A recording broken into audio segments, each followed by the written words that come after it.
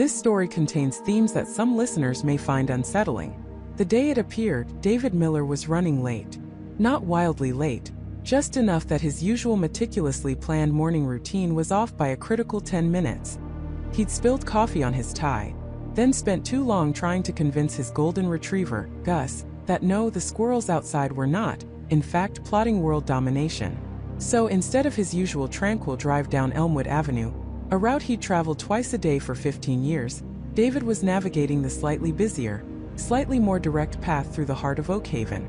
It was a route he knew just as well, every brick facade, every sleepy storefront, every familiar curve in the road, which is why the impossible hit him like a physical blow. He was cresting the small incline just past the old Oakhaven Library, the one that offered a clear, unobstructed view of the town square and beyond, towards the distant rolling hills. His gaze, habitually sweeping the horizon, snagged. It snagged, then recoiled, then snapped back with a jolt that sent a tremor through his entire body. His foot, without conscious command, lifted from the accelerator. The car, a reliable silver sedan, slowed to a crawl. There, where there had always been nothing but open sky, framed by the familiar, comforting silhouette of the distant Blue Ridge foothills, stood a spire. Not a water tower or a new cellular antenna, or even a particularly ambitious skyscraper. This was something else entirely. It was impossibly tall, a needle-thin column of absolute, light-devouring black, piercing the pale morning sky. Its apex seemed to vanish into the low-hanging clouds, a dark finger pointing accusingly at the heavens. There were no windows, no visible seams, no lights, no cranes, no scaffolding. It was just there, a monolithic, seamless obelisk of an unknown, obsidian material that seemed to drink in the light, making the air around it shimmer with an almost liquid distortion. David blinked. He squeezed his eyes shut, then opened them again, gripping the steering wheel so tightly his knuckles turned white. He shook his head, a frantic, desperate attempt to dislodge whatever optical illusion or waking nightmare had seized his vision. But it remained, unmoving, undeniably real.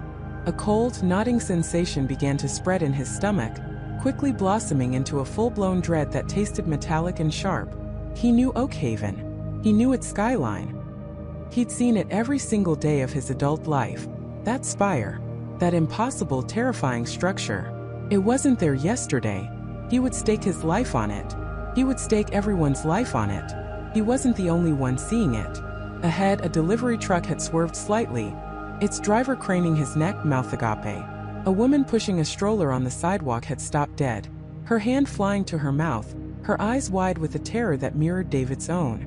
Cars were slowing, pulling over, their occupants emerging, pointing, whispering, their voices lost in the growing hum of disbelief.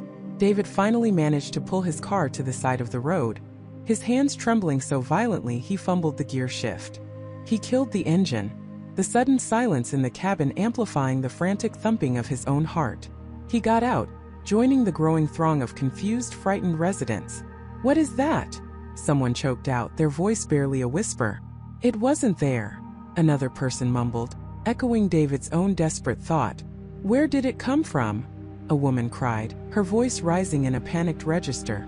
No one had an answer. No one even had a theory that made an ounce of sense. This wasn't some slow-burn construction project that had suddenly accelerated. This wasn't a new landmark unveiled overnight. This was a violation of physics, an insult to common sense, a sudden brutal tear in the fabric of their mundane, predictable reality. David pulled out his phone, his fingers clumsy.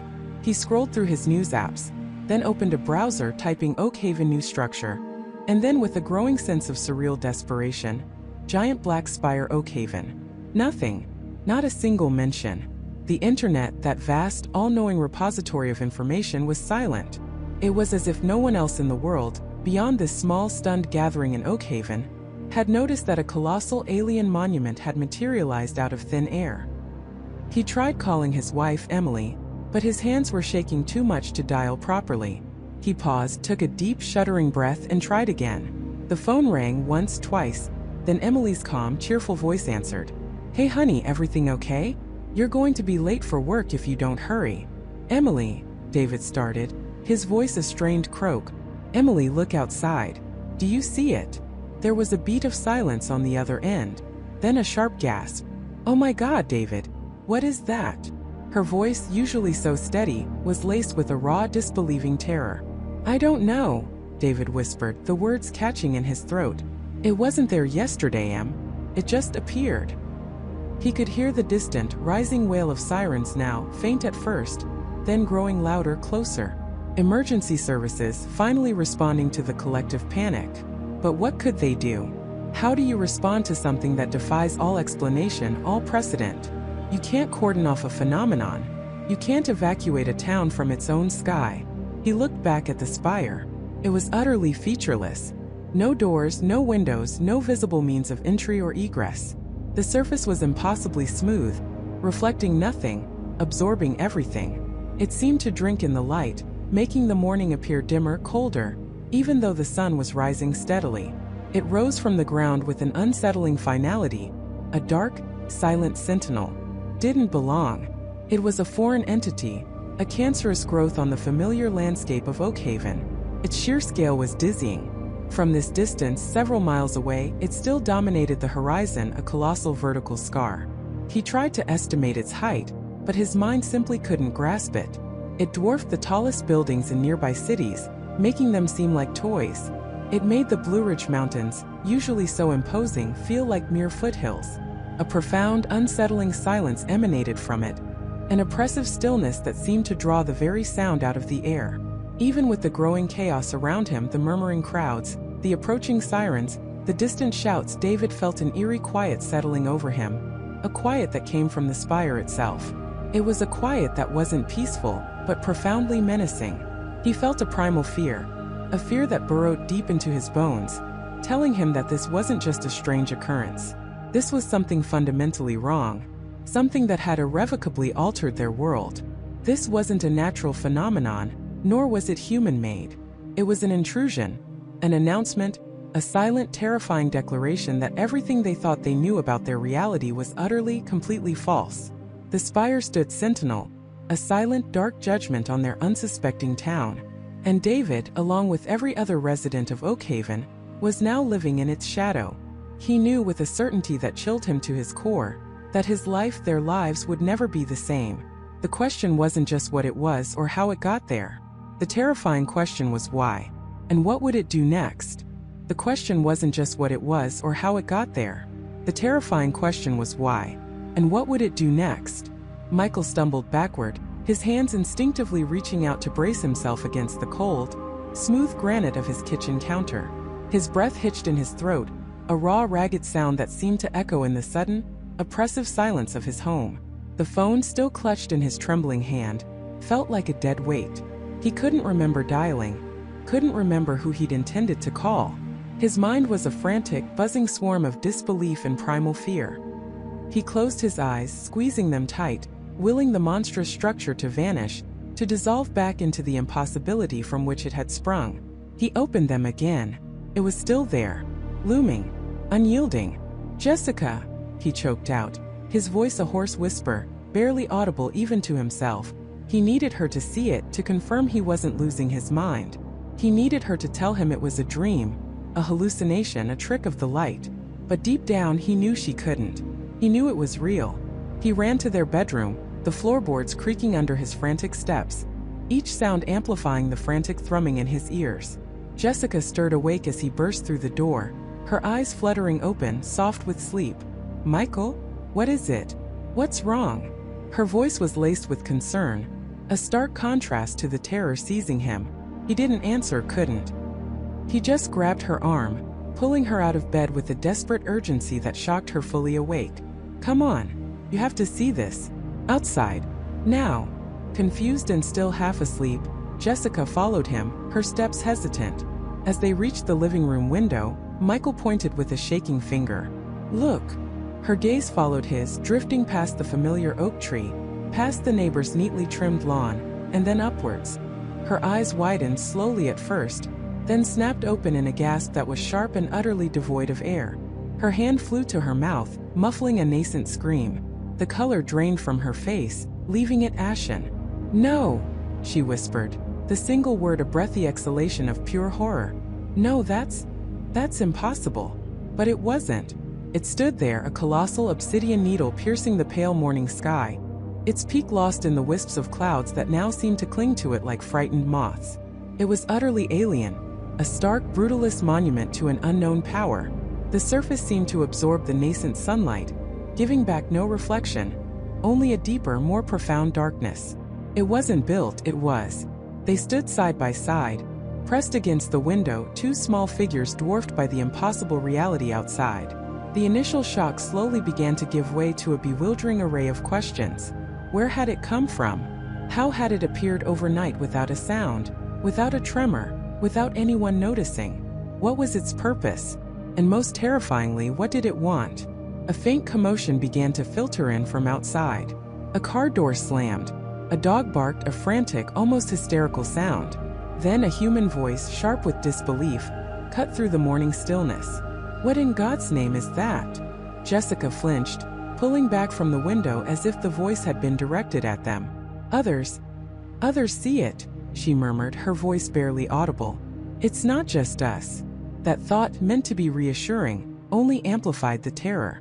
If everyone saw it, then it was undeniably real. And if it was real, then their world, their carefully constructed reality, had just been irrevocably shattered. Michael forced himself to move, his legs stiff, his muscles screaming in protest. He went to the front door slowly, cautiously, as if approaching a wild, unpredictable beast. He opened it a crack, peering out. His neighbors were emerging from their homes, a tableau of stunned disbelief. Robert and Sarah from next door stood on their porch, frozen in place, coffee mugs forgotten in their hands. Across the street, David Henderson, an early riser who usually jogged every morning, was standing in his driveway, his mouth agape, his running shoes forgotten. All eyes were fixed on the sky, on the spire. No one was talking, just staring, their faces a mixture of confusion, fear, and a dawning terrible understanding. Then the first shouts began. A woman down the street screamed, a raw, piercing sound of pure terror. Someone else started yelling, a string of incoherent questions. Panic, like a contagious disease, began to spread through the quiet suburban street. Michael stepped entirely out onto his porch, Jessica clinging to his arm. The air was colder now, or perhaps it was just the chill of dread that had settled into his bones. The spire cast an impossibly long shadow, stretching across their neighborhood, across the entire town, a silent, dark finger pointing towards an unknown future. The sheer scale of it was breathtaking, overwhelming. It wasn't just tall. It was impossibly vast, its base encompassing what must have been miles of forest and farmland beyond the town's edge. He tried to process it, to rationalize it, to find some scientific explanation. But there was none. No construction project, no natural phenomenon, no known technology could explain its sudden, silent appearance. It defied physics, defied logic, defied everything humanity understood about the world. His phone, still in his hand, buzzed with an incoming call. It was his sister, Emily, who lived an hour away in the city. He answered, his voice rough. "Emily. Michael. Oh my God, Michael, have you seen it? Is it there? Is it real?" Her voice was high-pitched, frantic, bordering on hysterical. "Yes, Emily. It's real. It's right here," he managed, his gaze still fixed on the colossal structure. "It's here too, Michael.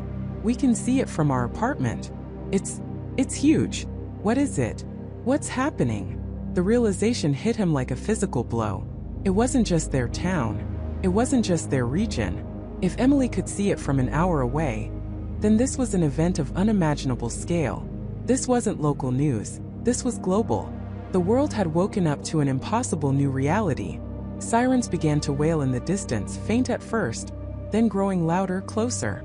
Police cars, fire trucks, maybe even ambulances. They would come. They would try to understand. They would try to help. But what could they do against something that simply was? A young man, perhaps in his early 20s, stood in the middle of the street a few houses down, staring up at the spire. He slowly raised his phone, trying to capture a photo or video. As he did, a strange ripple seemed to pass over the spire's surface, a fleeting distortion that made the air around it shimmer. The young man's phone suddenly flickered, then went dead. He shook it, tapped it, but it remained inert. Others around him started experiencing similar issues. Car alarms, which had been blaring sporadically, suddenly went silent. Radios, which had been crackling with confused reports, cut out entirely. The silence that followed was profound, unsettling. It was as if the Spire was not just visually imposing but actively interfering with their technology, their very ability to communicate and understand. A sense of profound isolation settled over Michael.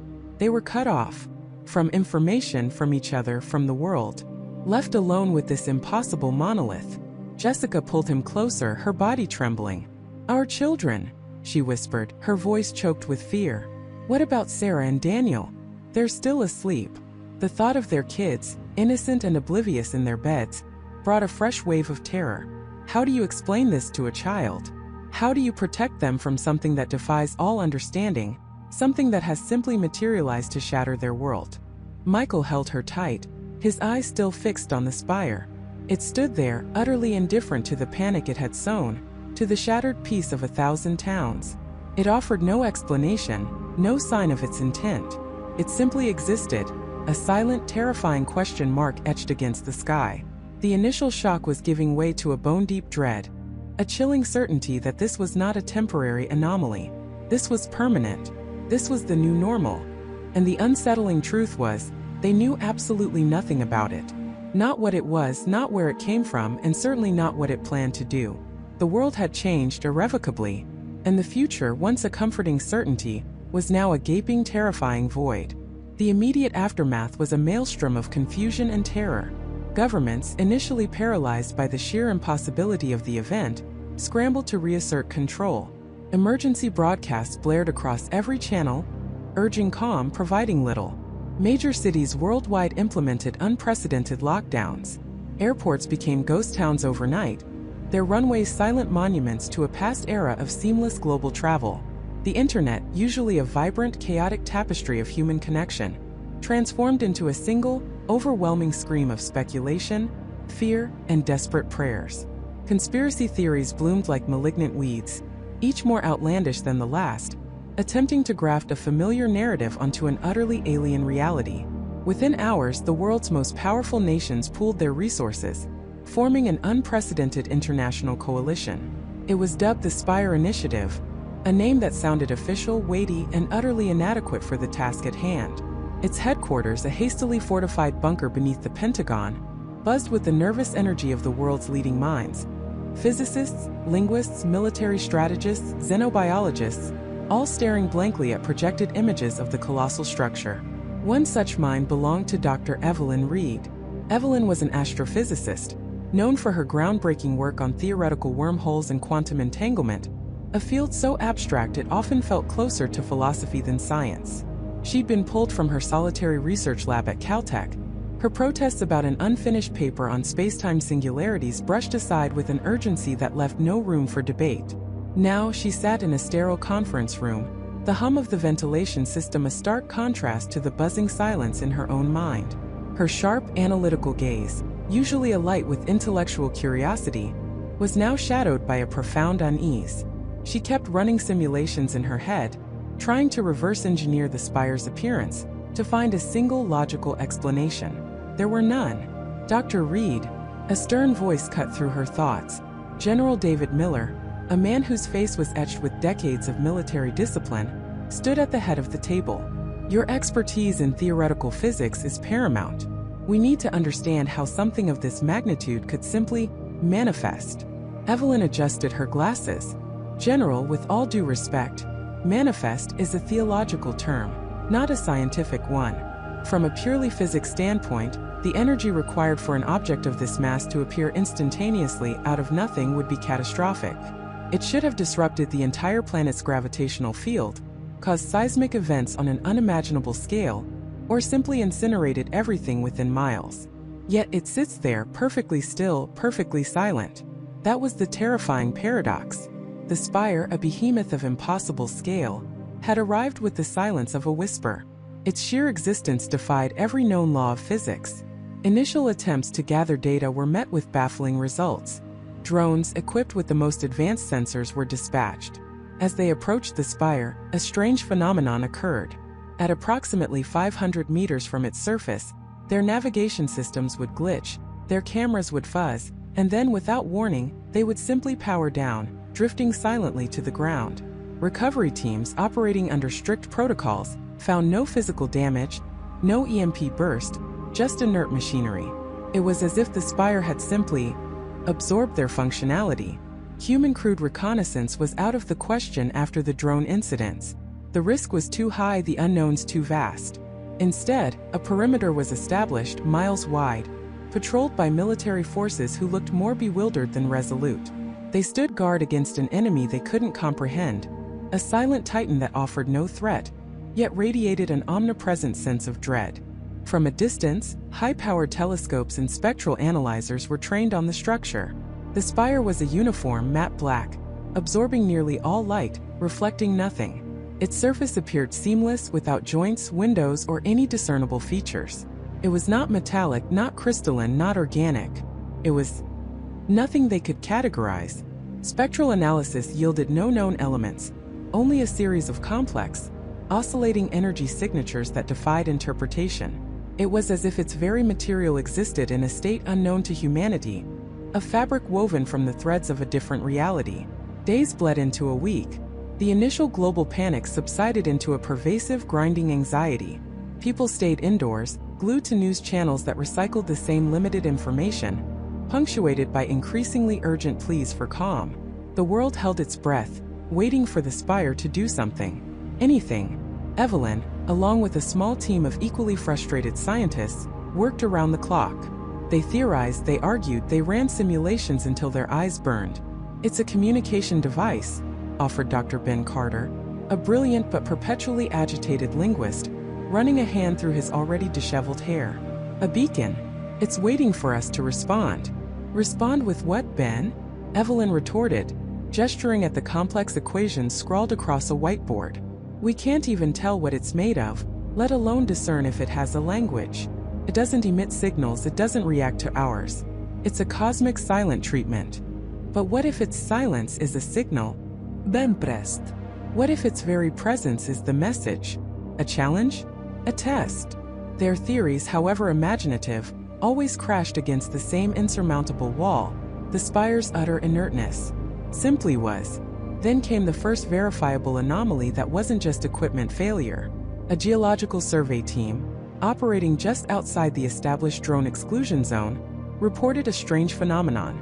Liam O'Connell, a seasoned geologist known for his unflappable demeanor, described it over a crackling secure line. "General Dr. Reed, we're detecting a localized gravitational distortion. It's subtle, barely measurable, but it's there. A slight increase in gravity, centered directly beneath the Spire, extending outwards in a perfect, symmetrical circle for about 2 kilometers. Evelyn's eyes widened. "A gravitational distortion? That's impossible without an immense localized mass. We've accounted for its visible mass. This implies something else." "Precisely," Liam continued. "And it's not constant. It fluctuates, like a pulse. A very slow, very deep pulse." This was new. A pulse. The Spire wasn't entirely inert. It was doing something. Orders were given immediately. A specialized team, equipped with enhanced gravitational sensors and highly sensitive seismic monitors, was dispatched to the anomaly zone. Among them was Captain Sarah Jenkins, a no-nonsense military engineer, whose team was tasked with deploying the new equipment. Sarah was pragmatic, meticulous, and had a healthy skepticism for anything that defied logical explanation. But even she admitted the Spire was testing her limits. As Sarah's team moved into position, the air grew heavy, not with humidity, but with an almost palpable pressure. Their equipment, designed to filter out ambient noise, picked up a low, almost infrasonic hum that seemed to resonate from the very earth beneath their feet. It was too low to be heard consciously, but it vibrated through their bodies, a deep, unsettling thrum. "Readings are off the charts, Captain," one of her technicians, a young man named Alex, reported nervously. "Gravitational field strength is fluctuating by 0.001%, right on schedule with O'Connell's pulse theory. And the seismic sensors are picking up a corresponding micro-vibration. It's perfectly synchronized." Sarah frowned. "Synchronized with what, Alex? There's no source we can detect." "That's the thing, Captain," Alex stammered, his eyes wide. "It's not emanating from the Spire. It's like the Spire is drawing it from the Earth itself, like it's pulling something up." Before Sarah could respond, a sudden sharp crack echoed through the air, making them all jump. It wasn't thunder. It was closer, sharper, like a massive tree branch snapping. They looked around wildly. Then the ground beneath them shifted.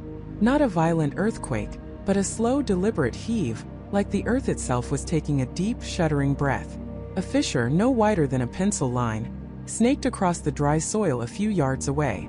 Then another, and another, all emanating outwards from the spire, like intricate dark veins. The low hum intensified, becoming a resonant guttural thrum that now vibrated in their teeth, their bones. The air grew colder, the light seemed to dim, even though the sun was still high in the sky. It was as if the spire was exerting a will, a presence, that was physically altering the environment around it. "Captain," Alex whispered, pointing a trembling finger towards the spire itself. "Look." Sarah turned. The smooth, matte black surface of the spire, which had been utterly featureless, now seemed to shimmer. Not with reflected light, but with an internal, almost imperceptible pulsation. And then slowly, agonizingly slowly, a faint, almost invisible line began to appear on its surface.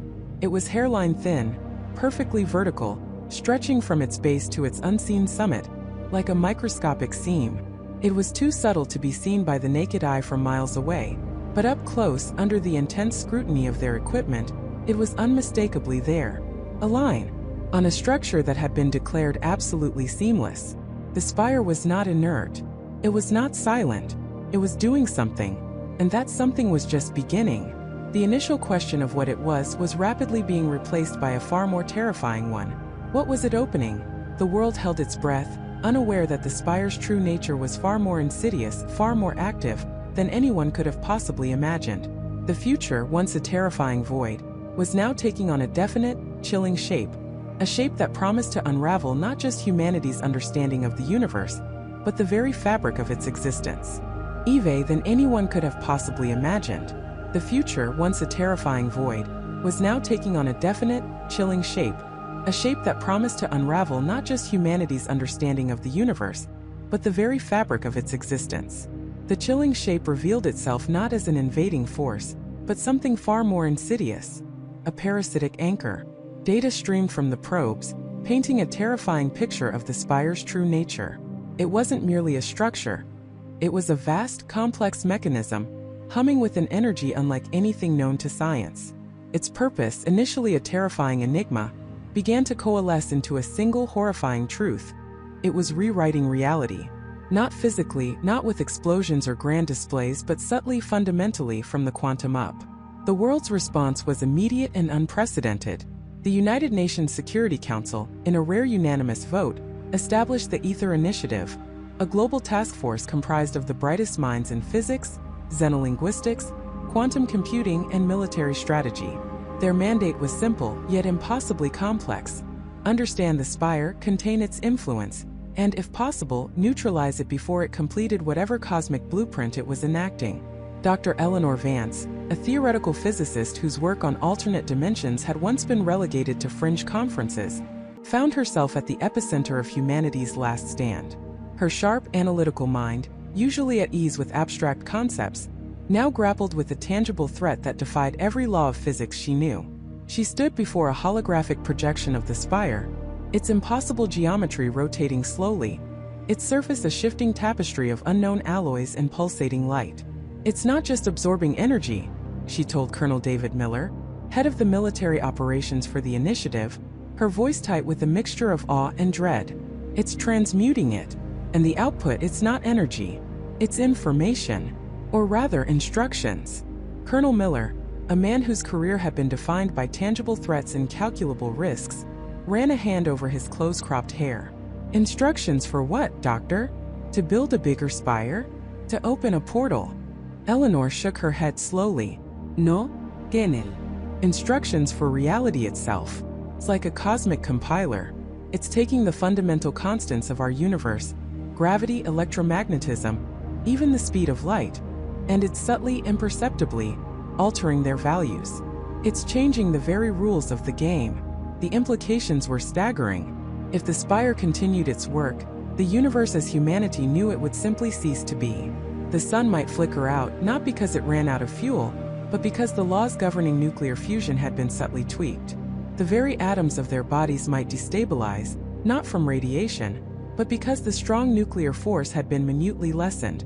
It was a slow-motion apocalypse, a silent, invisible erasure. The first tangible signs of its influence began to emerge, far from the Spire's immediate exclusion zone.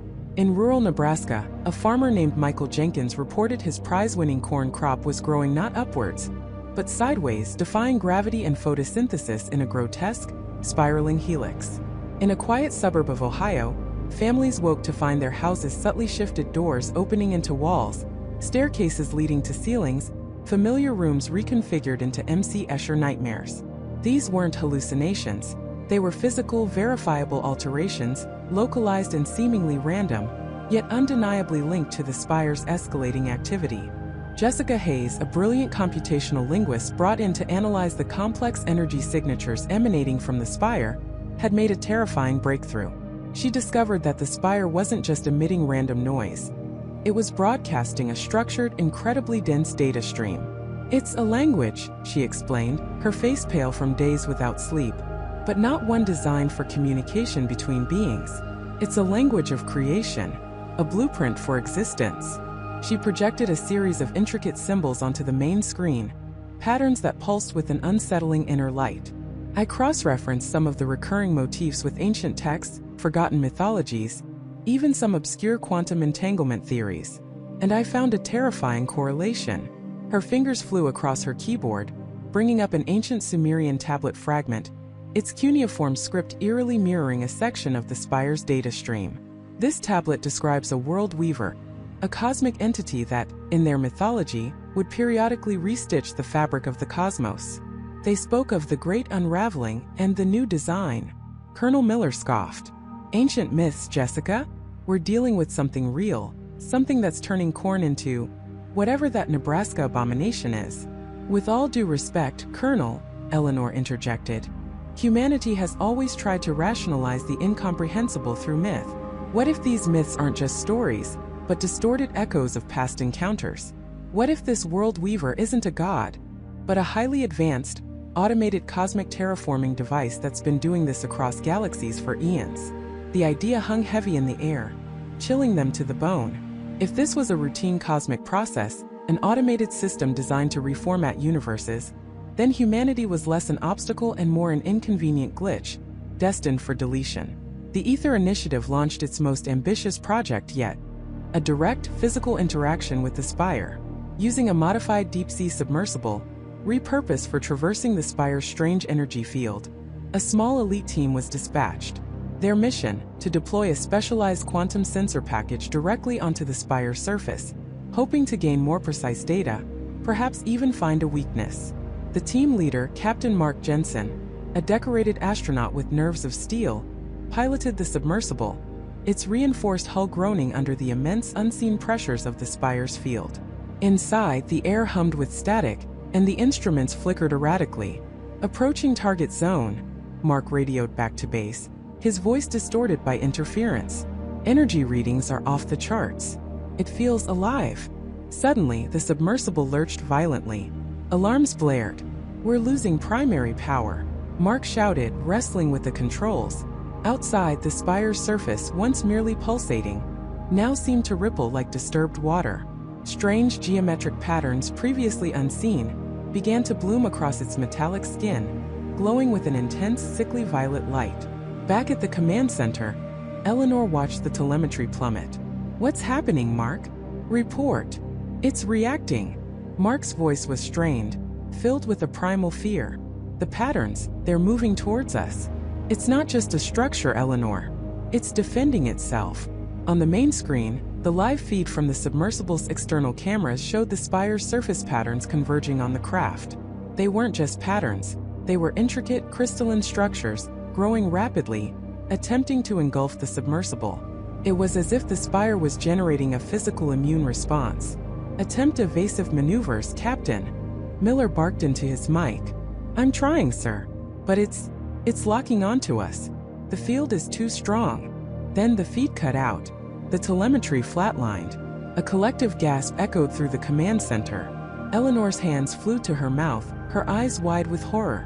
Colonel Miller slammed his fist onto the console, the sound echoing in the sudden, crushing silence. The Spire, having seemingly neutralized the threat, resumed its slow, rhythmic pulsation. But now it was different. The violet light that had appeared on its surface remained, subtly intensifying, spreading like an alien bloom. And the data stream that Jessica had been analyzing suddenly spiked, its output increasing exponentially, its language of creation now broadcasting with an undeniable urgency. "It's accelerating," Jessica whispered, her voice barely audible. "Whatever it was doing before, it's doing it faster now. The patterns, they're becoming more coherent. It's no longer just altering constants. It's beginning to manifest the changes." Eleanor stared at the Spire's projection, at the new ominous violet glow. The destruction of the submersible wasn't just a loss of life or equipment. It was a declaration. The Spire wasn't a passive instrument. It was an active agent, intelligent and capable of self-preservation. And it had just revealed a new, terrifying capability. The ability to physically alter its own structure, to defend itself with impossible speed and precision. The global atmosphere shifted from a state of controlled panic to outright dread. Governments struggled to maintain order, as reports of localized reality distortions poured in from every continent. A skyscraper in Dubai was reported to have half its floors vanished, leaving a gaping, impossible void in its middle.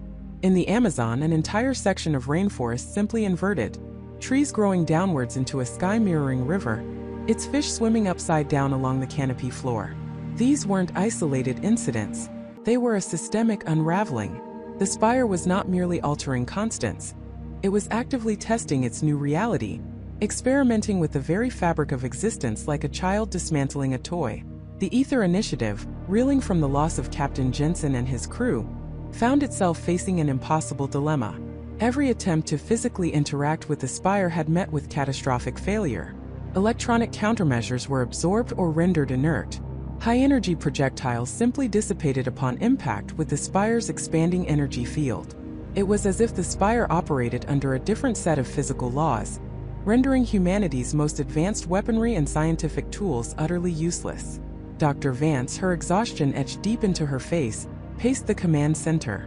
"It's adapting," she murmured, more to herself than to the room. "Every action we take, every attempt to understand or disrupt it, the Spire learns. It's not just defending itself. It's evolving its defense mechanisms in real time. It's learning us." Jessica Hayes, hunched over her glowing console, interrupted. "Eleanor, look at this. The data stream. It's not just accelerating. There's a pattern emerging within the chaos. A countdown." The screen behind her flickered, displaying a complex sequence of symbols that Jessica had partially translated. At the bottom, a series of numbers began to tick down with chilling precision. 48 hours. 48 hours, Jessica stated, her voice trembling. "That's all we have. 48 hours until the new design is complete. 48 hours until the full fundamental alteration of our reality is locked in place." Colonel Miller stared at the countdown, his face grim. "What happens then, Jessica? What does locked in place mean?" "It means," Eleanor interjected, her voice hollow, "that the changes become permanent, irreversible. The universe as we know it will cease to exist. It won't be an explosion or a cosmic cataclysm. It'll just be different. And we, as beings defined by the current laws of physics, may not be able to exist within that new framework." The silence that followed was deafening, heavier than any bomb blast. It wasn't just humanity's survival at stake. It was its very definition. They wouldn't just die. They would be unmade, their existence rendered impossible by the Spire's new cosmic decree. The stakes had never been higher. The Ether Initiative, now operating under the shadow of a ticking clock, convened an emergency session. Every scientist, every military strategist, every linguist and programmer was pushed to their absolute limits. Sleep became a luxury, food a fleeting necessity. The air in the command center crackled with frantic energy, desperate ideas, and the creeping despair of impending doom. One junior physicist, a bright but often overlooked young man named Kevin Davis, tentatively raised a hand. "Dr. Vance, if the Spire is rewriting reality from the quantum up, and it's absorbing energy, what if we give it what it wants? But in a way that disrupts its process?" Eleanor turned, her eyes narrowed in thought. "Elaborate, Kevin. Well, if it's a cosmic compiler as you said, then it needs input. And it needs to output its instructions. What if we feed it corrupted input? Or overload its output channels with so much contradictory data that it crashes? Colonel Miller frowned. You're suggesting we hack a sentient, reality-altering alien superstructure? With a 48-hour deadline. It's not sentient in the way we understand it, Colonel, Eleanor corrected, looking at Kevin with a glimmer of hope. It's a machine, albeit an impossibly advanced one. And all machines, no matter how complex, have vulnerabilities. A logic bomb, but on a cosmic scale. The concept was audacious, bordering on insane. But with time running out and every other option exhausted, it was their only glimmer of a plan. Jessica Hayes immediately began to explore ways to translate human-generated data into the Spire's language of creation. Kevin Davis, alongside Eleanor, started formulating theoretical corrupting algorithms designed to introduce paradoxes and contradictions into the Spire's fundamental programming. The challenge was monumental. They needed to bypass the Spire's defenses, inject the logic bomb, and then somehow survive the potential backlash of a failing cosmic compiler. And they had to do it before the countdown hit zero. As the first hour of the 48-hour window ticked away, the Spire itself began to accelerate its visible changes. The violet glow intensified, bathing the landscape in an eerie, otherworldly light. The distortions around the globe grew more frequent, more profound. A news report from London showed Big Ben's clock face spinning backward at impossible speeds, its hands stretching and contracting like rubber. In Sydney, the Opera House was seen shimmering, its iconic sails momentarily dissolving into pure light before reforming, slightly altered, its geometry subtly wrong. The world was not just changing. It was suffering a change, a violent, irreversible transformation. And as the Ether Initiative scrambled, their desperate plan barely forming in their minds, they knew one thing with absolute certainty. The Spire wasn't just a threat from another place. It was a threat to all places, to all time, to all that was and all that could ever be. The final act of creation or destruction was about to begin. The question was, would humanity be able to write its own ending, or would it simply be erased from the script? The very air in the command center seemed to thicken, heavy with the unspoken dread of what Evelyn had just articulated. Michael Vance, usually a man of action and immediate solutions, stood frozen, his face a mask of disbelief struggling against a dawning horror. David Chun, hunched over his consoles, simply stopped typing, his fingers hovering above the keys as if the weight of the universe had suddenly pressed down on them. They had been trying to understand an anomaly, to contain a threat, but Evelyn's words had ripped open the curtain on something far grander, far more terrifying than any of them could have imagined. This wasn't a threat to a city or a nation or even just the planet. This was a threat to existence itself. A universal rewrite? Michael finally managed, his voice barely a whisper, a stark contrast to his usual authoritative tone. Are you telling me this thing is going to unmake reality? Evelyn turned from the holographic projection of the Spire's intricate energy patterns, her eyes hollow with exhaustion and a profound, chilling understanding. Not unmake, Michael. Recode.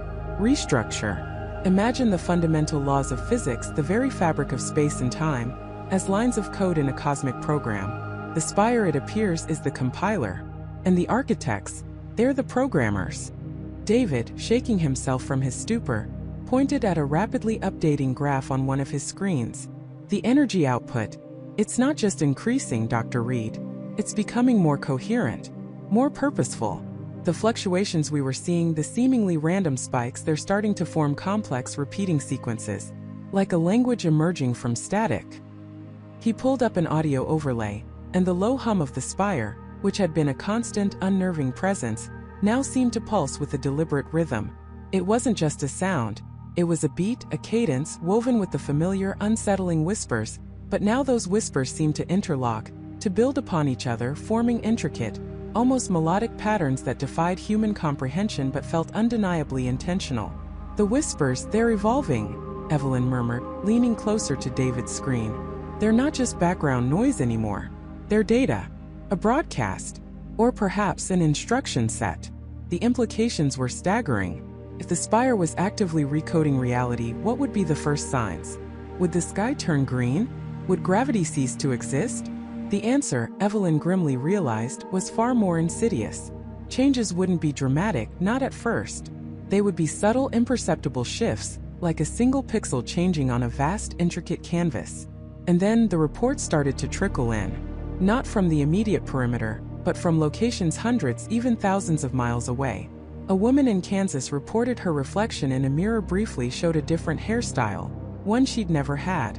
A geologist in Nevada swore he'd seen a mountain range shift slightly on the horizon, only for it to snap back into place a moment later. A fisherman in Maine recounted how for a split second, the ocean had seemed to be upside down. Individual, isolated incidents, easily dismissed as hallucinations, fatigue, or stress. But to Evelyn they were symptoms. Tiny, almost unnoticeable ripples in the fabric of reality, spreading outwards from the spire. "These aren't random occurrences," Evelyn stated, her voice tight with a newfound urgency. "The spire isn't just emitting energy. It's testing the boundaries of its influence. It's probing the existing code, identifying variables, preparing for the full-scale upload."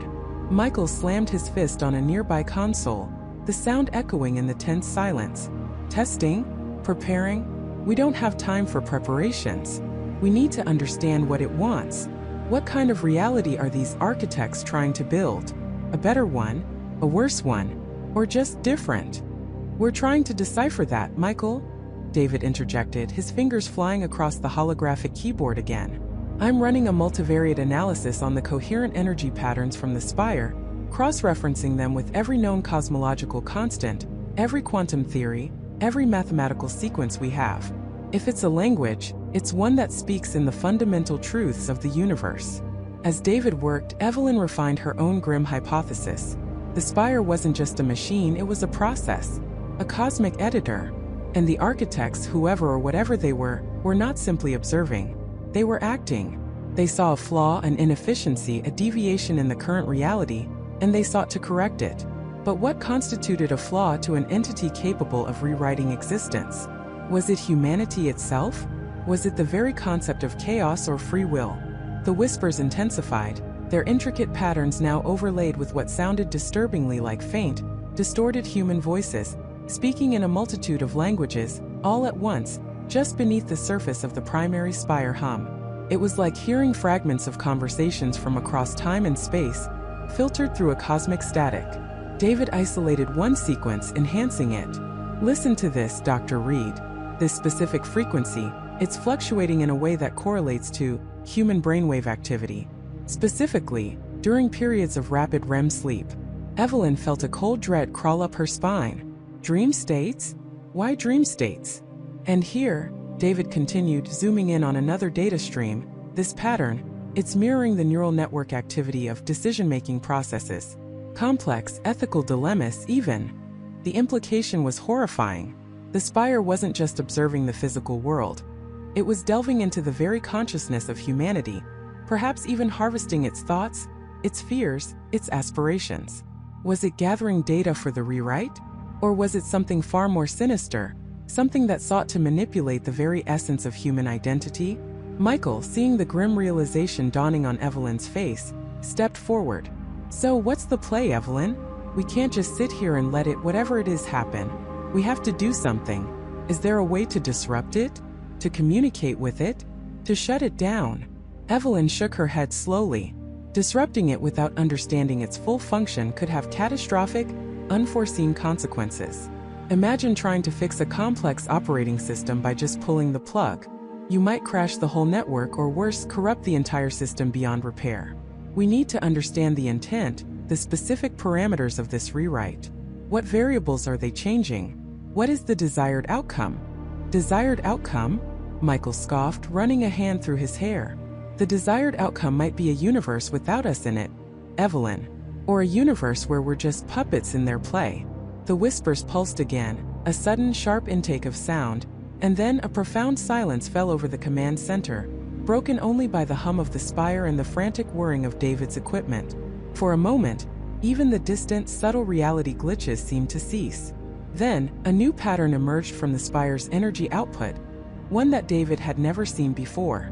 It wasn't a hum, or a whisper, or a sequence. It was a single immense rhythmic pulse.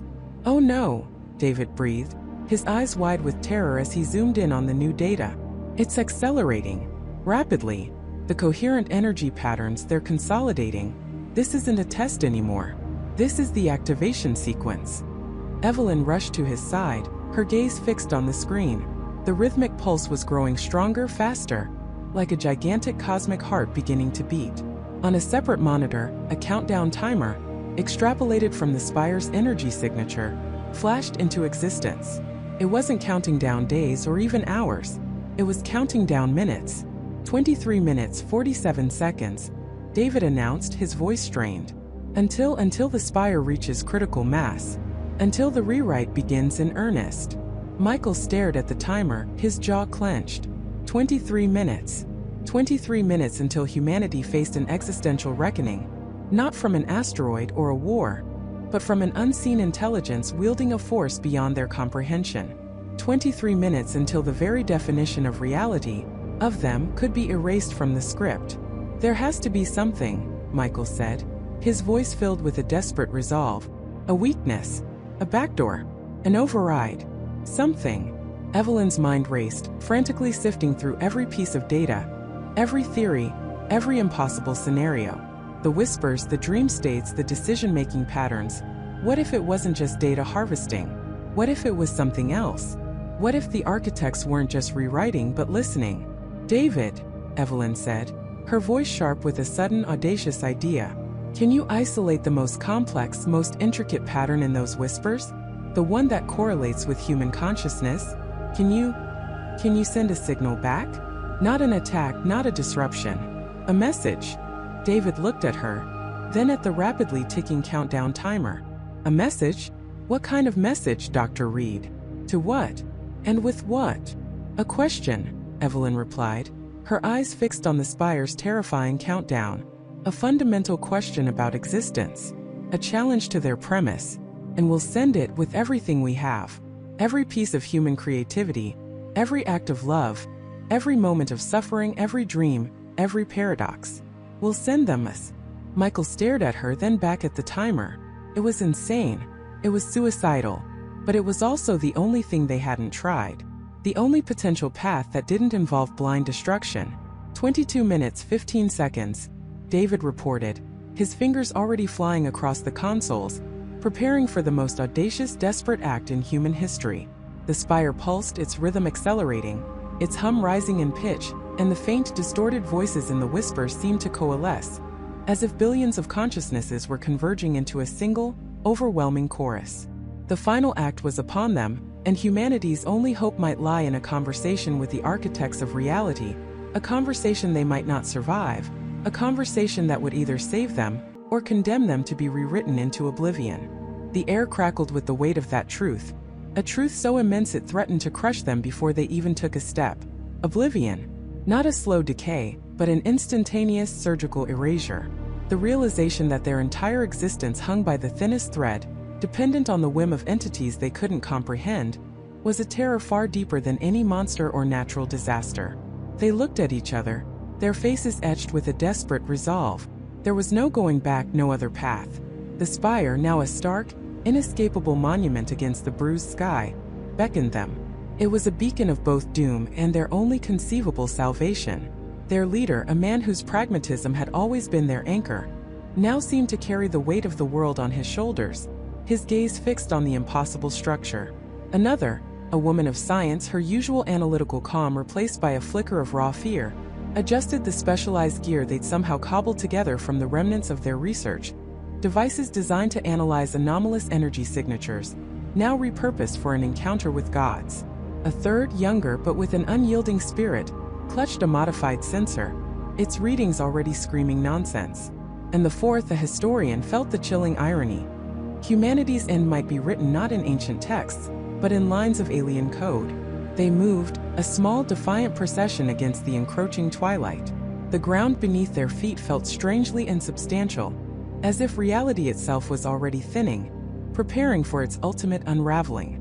With every step closer to the Spire, the ambient energy intensified, a low hum that resonated not just in their ears, but deep within their bones, a vibration that felt both ancient and impossibly new. Their instruments, once reliable, now flickered erratically, their readings spiraling into coherent, shattering paradoxes. It was as if the Spire was actively resisting measurement, scoffing at their puny attempts to quantify the infinite. The closer they got, the more the Spire defied conventional understanding.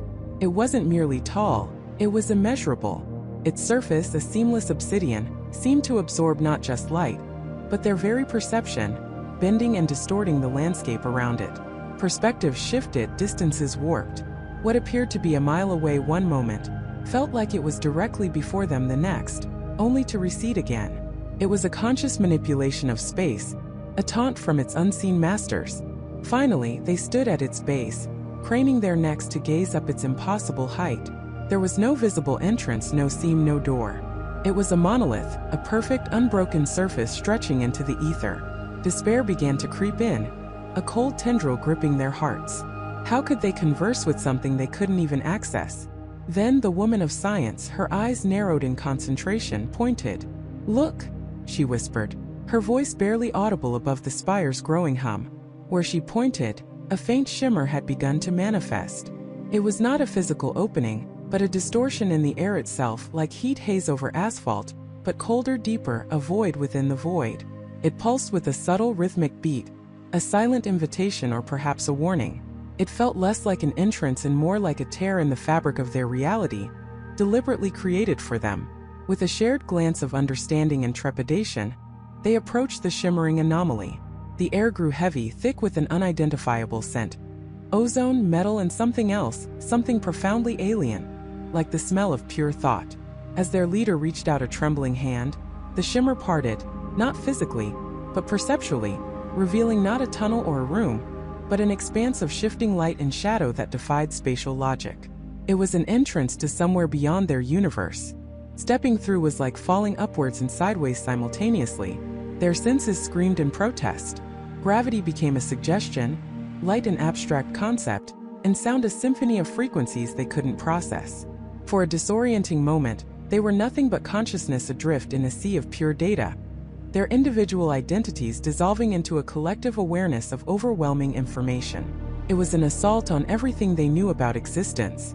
When their perceptions finally coalesced, they found themselves not in a chamber, but in an environment that defied description. There were no walls, no floor, no ceiling. Instead, endless, shimmering constructs of light and energy flowed around them, forming impossible geometries that continuously reconfigured themselves. It was as if they stood inside a colossal living algorithm, a vast, intricate machine built of pure thought and cosmic intent. Stars, or what appeared to be stars, glittered in impossible arrangements, not in a sky, but woven into the very fabric of the space itself. Whispers echoed, not in any language, but as direct infusions of concept into their minds, a torrent of information that threatened to overload their brains. Then a presence, not a physical being, but an immense, undeniable sentience that filled every corner of this non-space. It was ancient, cold, and utterly indifferent, yet undeniably intelligent.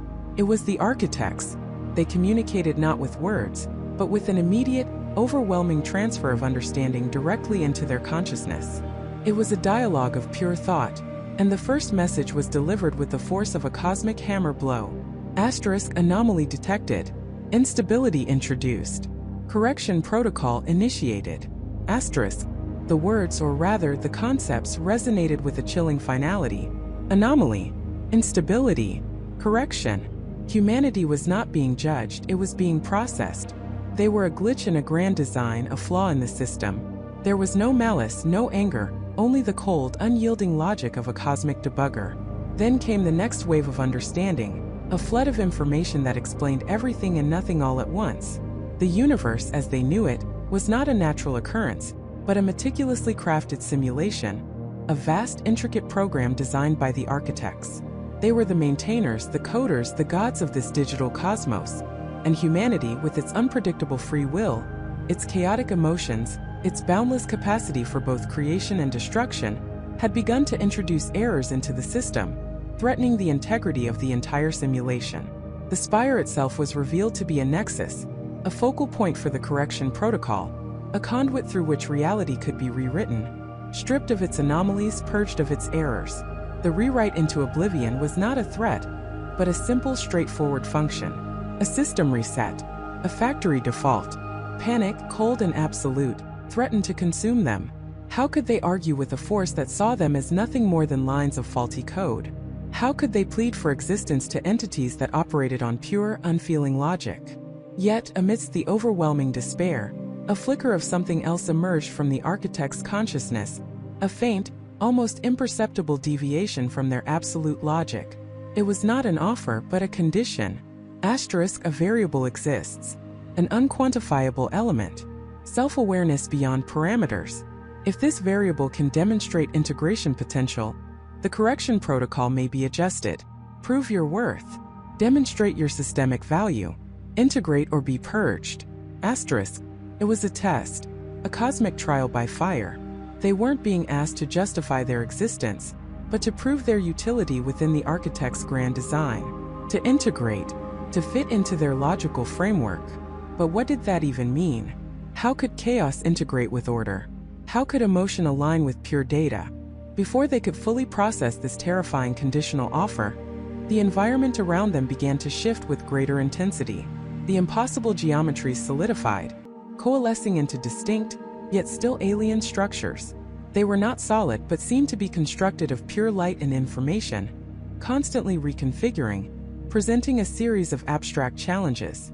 The architect's presence, though still pervasive, seemed to recede slightly, replaced by a new, more immediate directive, projected directly into their minds. Asterisk first parameter, pattern recognition. Identify the core anomaly within the presented data streams. Failure to comply will result in immediate termination of the variable. Begin. Asterisk. Suddenly, the ethereal space around them fractured into countless, rapidly shifting visual and auditory patterns. Geometric shapes phased in and out of existence, accompanied by complex, overlapping sound sequences and bursts of pure data. It was an assault on their senses, designed to overwhelm and confuse. Each pattern was subtly different, yet overwhelmingly similar, an infinite puzzle with no clear starting point. They realized with a jolt of terror that this wasn't just a mental exercise. The very fabric of their existence within the Spire, within this simulated reality, was now tied to their performance. Failure wouldn't just mean a bad score. It meant their immediate, absolute deletion from existence. They were not merely trying to solve a puzzle, they were fighting for the right to continue existing, to prove that humanity was more than just an anomaly to be corrected. The conversation had begun, not with words, but with a cosmic ultimatum, and the first test was already underway, threatening to unravel their minds before they even had a chance to understand the rules of this impossible game.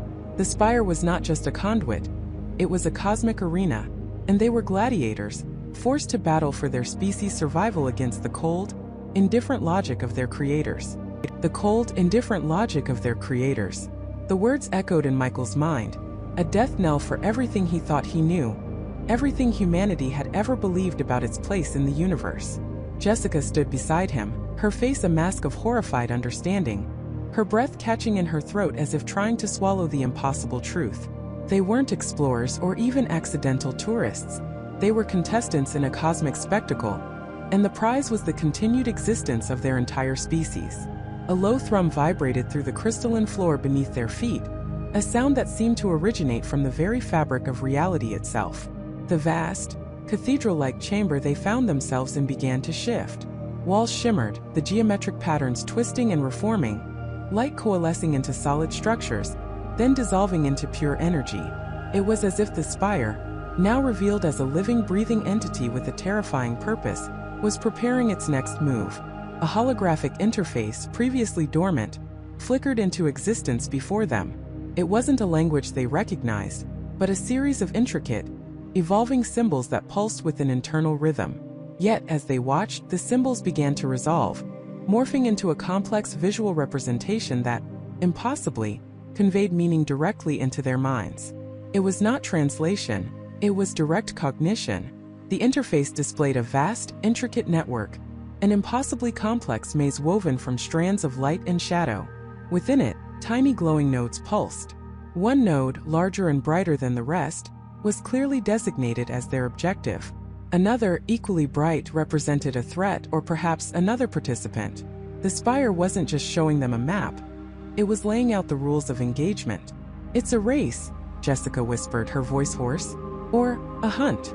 Michael's eyes scanned the shifting display. Species survival, he murmured, the weight of the phrase pressing down on him. It means we're not alone in this arena. As if in answer, the Spire's interior began to reconfigure itself with terrifying speed. The walls around them dissolved, replaced by a vast, swirling void that stretched into infinity, yet felt strangely contained. Platforms of black crystal materialized from the darkness, connected by bridges of pure energy that pulsed with an ominous glow. Above, an inverted pyramid of light slowly descended, its apex pointing directly at the glowing objective node on the holographic interface. The objective is at the top, Michael realized, pointing to the pyramid. We have to ascend. But the ascent was not a straightforward path. The platforms were not static. They shifted, rotated, and sometimes vanished entirely, only to reappear moments later in a different configuration.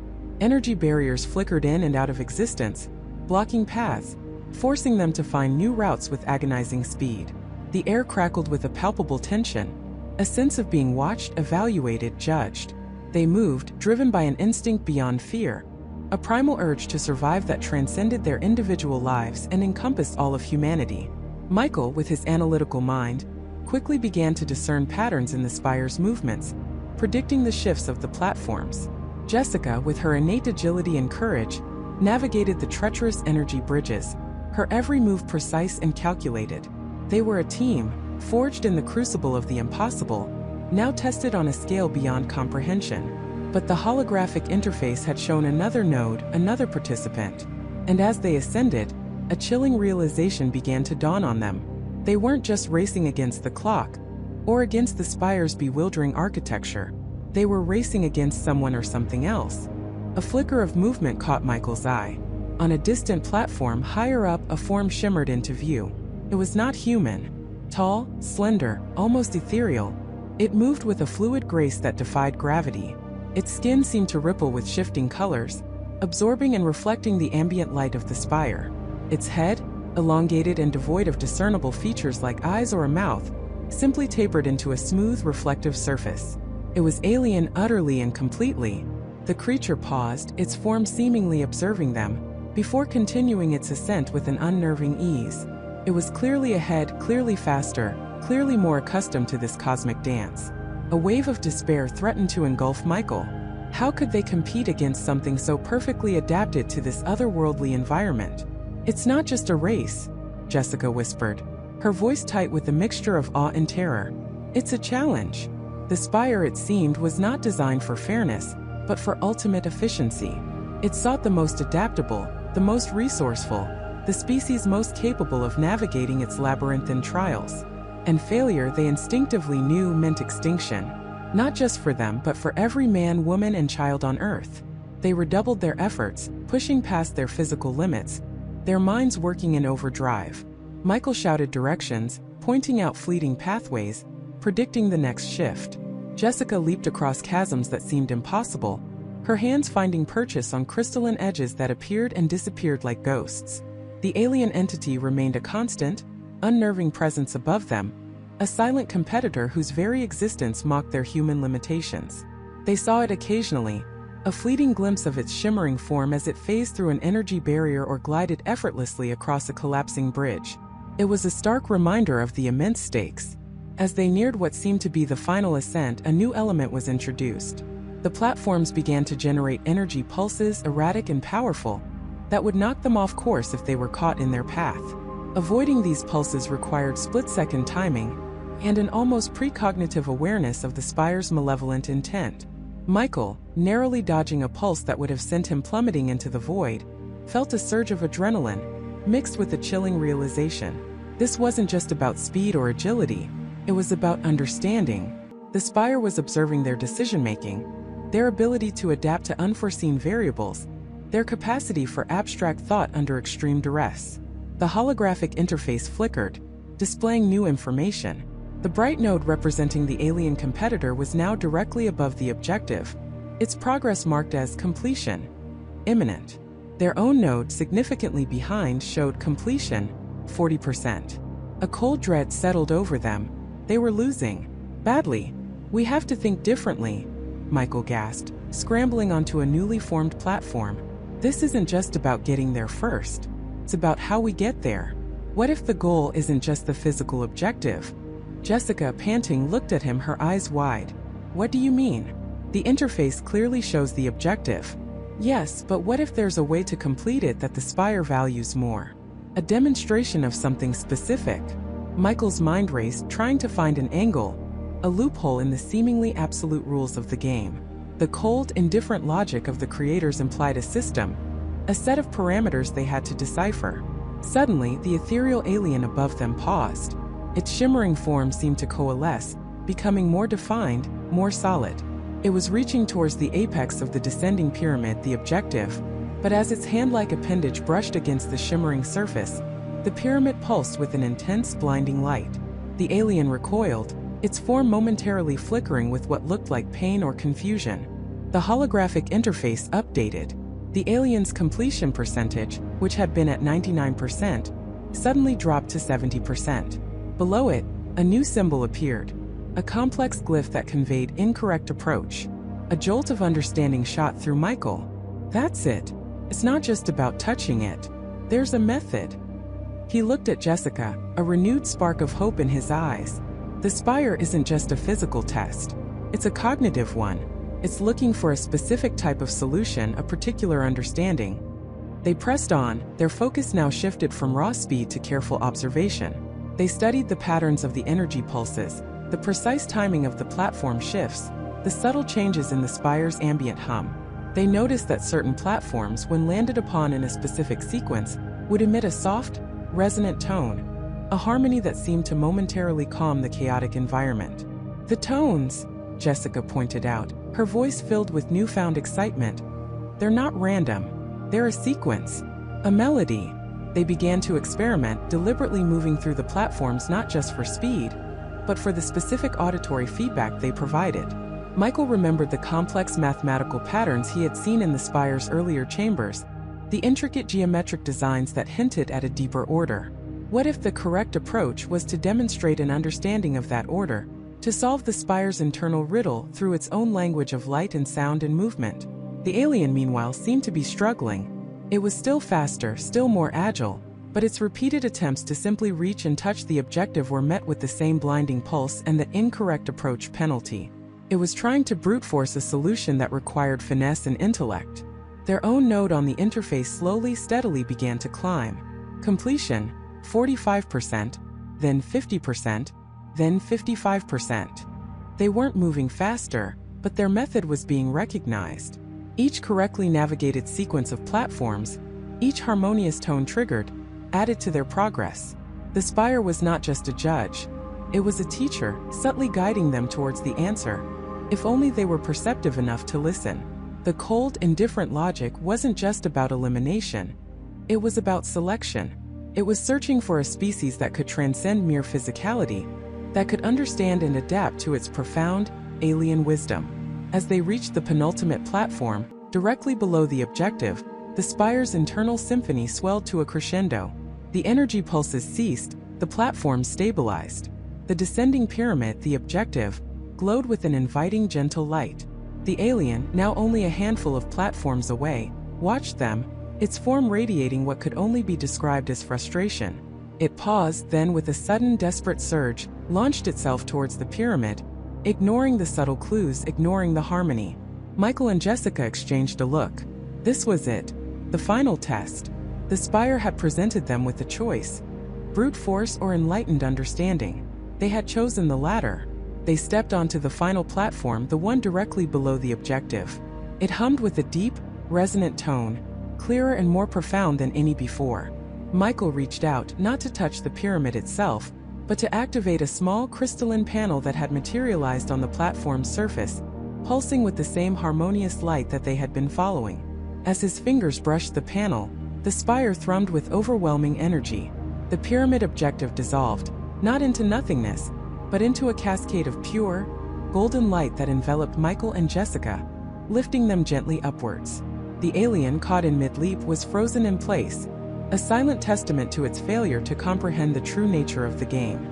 The golden light carried them through the ceiling of the arena, into a new chamber. This one was circular, bathed in a soft ethereal glow and utterly silent. In the center, a single magnificent console pulsed with a serene energy. And surrounding it, arranged in a perfect circle, were 7 empty pedestals. They had passed the first trial. But the Spire's game, they now realized, was far from over. This was merely the beginning of a much grander and far more terrifying cosmic design. The 7 empty pedestals stood like silent sentinels, their polished surfaces reflecting the faint, ethereal glow of the chamber. Michael ran a hand through his hair, his brow furrowed in a mixture of relief and profound confusion. They had passed, but to what end? This wasn't a finish line. This was a starting gate, opening onto a landscape they couldn't even begin to comprehend. Jessica, her eyes wide with a strange blend of awe and apprehension, stepped closer to one of the pedestals. She reached out, her fingers hovering just above the smooth, cool stone. There was no inscription, no mechanism, nothing to indicate their purpose. Just 7 perfect, empty spaces waiting. What now? David's voice was a low murmur, echoing the question in everyone's minds. He scanned the room, his technical mind struggling to find a logical pattern in the Spire's alien architecture. Is this it? We found the center and now we just stand here. As if in response, a low, resonant hum began to emanate from the pedestals. It wasn't a sound heard with the ears, but felt in the chest, a deep vibration that resonated through bone and muscle. The faint glow intensified, casting long dancing shadows that stretched and warped around them. Then, from the very center of the circular platform where they stood, a shimmering, translucent projection began to form. It was a holographic image, intricate and beautiful, depicting a stylized map of the Spire itself. But this wasn't the Spire they had navigated. This was a multi-layered, evolving structure, filled with countless chambers and pathways, many of which they hadn't even glimpsed. And scattered across this ethereal map, at 7 distinct, seemingly random points, pulsed 7 tiny, brilliant points of light. Then a voice. Not spoken aloud, but a presence in their minds, clear and resonant, yet utterly alien. It was a voice that seemed to be woven from light and silence, without gender or origin. Asterisk, the resonance is achieved. The threshold is crossed. To fully awaken the Spire, you must gather the 7 resonators. They are the keys. They are the heart. Without them, the Spire remains dormant. Find them and the path will be revealed. Fail and the cycle will reset. The time to choose is now. Asterisk. The projection intensified, the 7 points of light on the map growing brighter, each one pulsing with a unique, almost imperceptible rhythm. The mental voice faded, leaving behind a chilling silence, broken only by the persistent, low hum of the pedestals. Resonators. Emily whispered, her voice trembling slightly. What are resonators? Keys, it said. Sarah interjected, her analytical mind already trying to process the information. To awaken the Spire. And if we fail, the cycle resets? Does that mean it just turns off? Or does it mean something far worse? Michael walked towards the holographic map, his expression grim. It's a scavenger hunt. A cosmic treasure hunt, apparently. 7 objects, hidden somewhere in this colossal structure. He pointed to the map. Look, these points are spread out. Some are deep within areas we haven't even touched. David zoomed in mentally on the projection, his eyes narrowing. This map, it's dynamic. See how the pathways are shifting. It's not a static blueprint. The Spire itself is changing, evolving, perhaps even responding to our presence. So we split up? Chris asked, his hand instinctively going to the utility belt he still wore, despite its uselessness against the Spire's mysteries. This place is massive. We'll never find them all together. A collective unease settled over the group. Splitting up in an unknown, sentient structure that played mind games and set cosmic trials felt like a recipe for disaster. But Chris was right. Time, though unspecified, clearly felt like a factor. The Spire's game felt urgent, pressing. We have to, Michael finally decided, his voice firm, masking the tremor of apprehension he felt. We'll form teams, 2 people per team. We'll each take a sector, starting with the closest points on the map. We communicate through our comms, but be warned, this place might interfere. If you find anything that feels like a resonator, come back here immediately. Do not try to activate it, do not experiment. Bring it to the pedestals. After a quick, tense discussion, the teams were formed. Michael and David, their pragmatic and technical skills complementing each other, would take the most complex-looking sector, a labyrinthine section of the spire that twisted into itself. Jessica and Emily, both possessing a keen intuition and ability to notice subtle details, chose a sector that seemed to involve more organic, flowing architecture. Chris and Sarah, with Chris's boldness and Sarah's methodical approach, would tackle a sector that appeared to be a series of interconnected, cylindrical chambers that left one resonator, presumably to be discovered later, or perhaps requiring the combined effort of all. As they prepared to depart, the central projection shimmered once more. This time, a faint translucent timer appeared, counting down from an impossibly long, yet undeniably finite number. It wasn't hours or days. It was something else, a cosmic scale of time that dwarfed human comprehension, yet served as a stark, silent warning. "All right," Michael said, his voice a little hoarse. "Let's move. Be careful. And remember, we're not just looking for objects. We're looking for the heart of this thing." The three teams fanned out, disappearing into the vast, echoing corridors of the spire. Jessica and Emily found themselves in a section of the spire that felt almost alive. The walls here weren't hard, metallic surfaces, but seemed to breathe, a soft, pulsating light moving beneath their translucent skin. The air was warm and humid, carrying a faint sweet scent they couldn't quite place. Their sector on the holographic map had shown a series of branching, organic pathways, and they were now navigating them. "It feels different here," Emily murmured, her hand brushing against a wall that yielded slightly to her touch like taut skin. "Less mechanical, more like a living thing."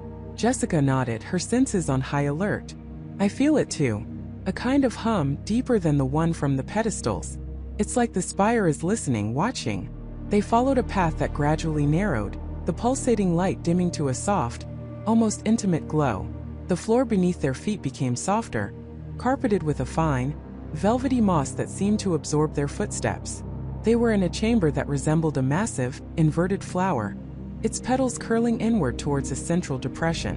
In the center of this depression, nestled within the soft, bioluminescent moss, was a sphere. It was no larger than a human heart, and it pulsed with an inner light that mirrored the subtle beat of the spire's walls. Its surface was obsidian smooth, yet seemed to shimmer with a rainbow of colors that shifted and changed with every beat of its internal light. It hummed, a low melodic tone that resonated not in their chests, but deep within their minds, a song of pure, unadulterated energy. "Is that it?" Emily breathed, her voice filled with a mixture of fear and wonder. Jessica felt an inexplicable pull towards it, a primal urge to touch it, to understand its secret. But Michael's warning echoed in her mind. "Do not try to activate it, do not experiment." She knelt cautiously, reaching out a hand but not touching. The sphere felt warm, almost alive, radiating an ancient, powerful energy. It was beautiful, terrifying, and utterly alien. This was clearly one of the resonators. "It has to be," Jessica said, her voice barely a whisper. "It feels significant. Let's get it back to the chamber." Carefully. Retrieving it was surprisingly easy. The sphere seemed to detach itself from the moss with no resistance, settling into Jessica's cupped hands with a comforting weight. It continued to pulse, its light illuminating their path as they hurried back through the organic corridors, the strange sweet scent now seeming to follow them. They emerged back into the central chamber, breathless, to find it still empty save for the silent, waiting pedestals. Michael's and David's comms were silent, as were Chris and Sarah's. They were the first back. With trembling hands, Jessica approached the pedestal directly opposite the entrance. As she lowered the pulsing sphere towards its empty surface, the pedestal itself began to glow brighter, mirroring the sphere's internal light. There was a soft click, almost imperceptible, as the sphere settled into the depression, locking into place. It didn't just rest there. It seemed to merge with the pedestal, becoming an integral part of it. The obsidian surface of the sphere seemed to melt into the stone, its internal light now radiating from within the pedestal itself, a steady rhythmic pulse. And then the spire responded. A low thrum, deeper and more profound than before, vibrated through the entire chamber. The holographic map in the center pulsed, and the point of light corresponding to the resonator they had just placed flared brilliantly before settling into a steady, unwavering beacon. The other 6 points, however, seemed to pulse with a renewed urgency, as if the spire was now openly demanding their collection. A shiver ran down Jessica's spine. They had found one. They had proven they could play the spire's game. But the implications of what they were doing, what they were awakening, intensified with every beat of that light. This wasn't merely a puzzle. It was a ritual.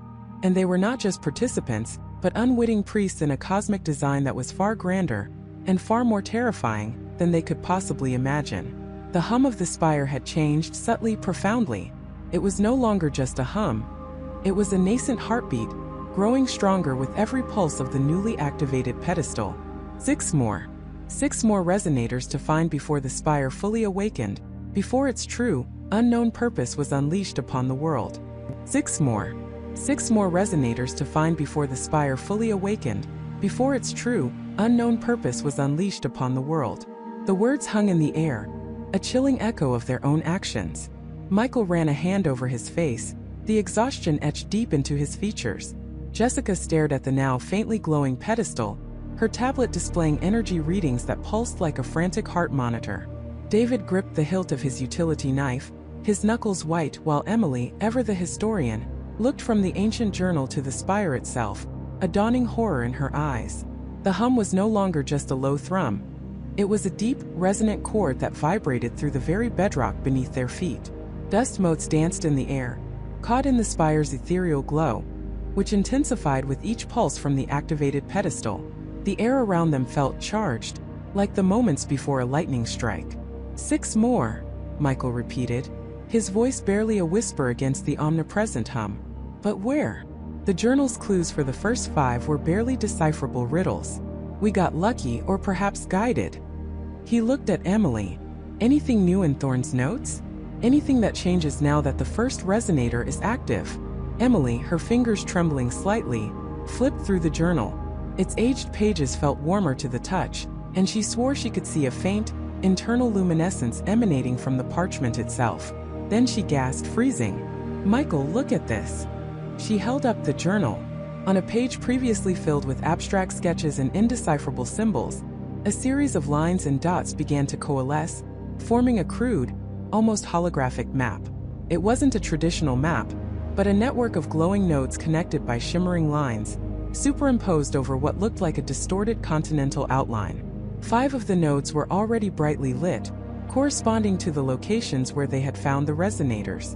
But 6 more nodes, fainter and less defined, shimmered into existence, each pointing to a distinct point on the abstract map.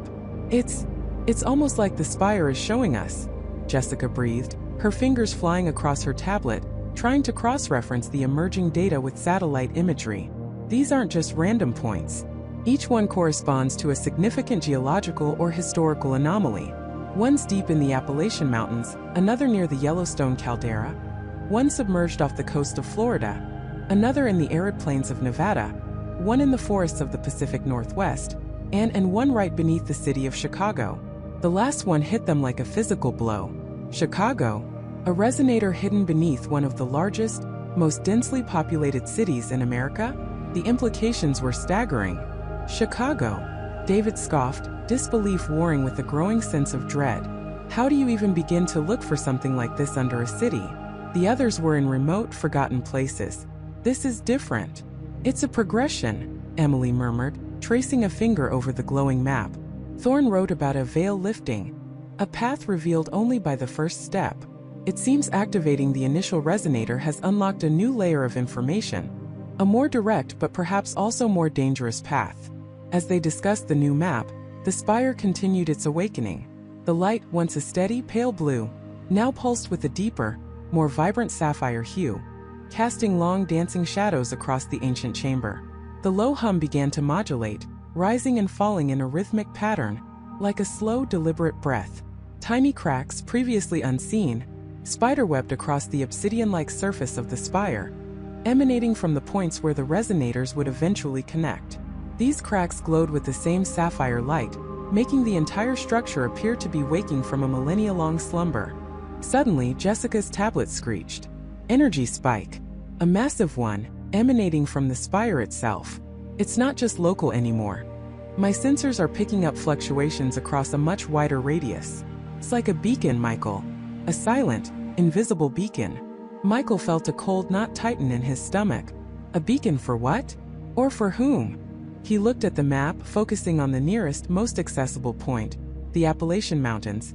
We don't have time to speculate. We have to keep moving. The Spire is reacting to each activation, growing stronger.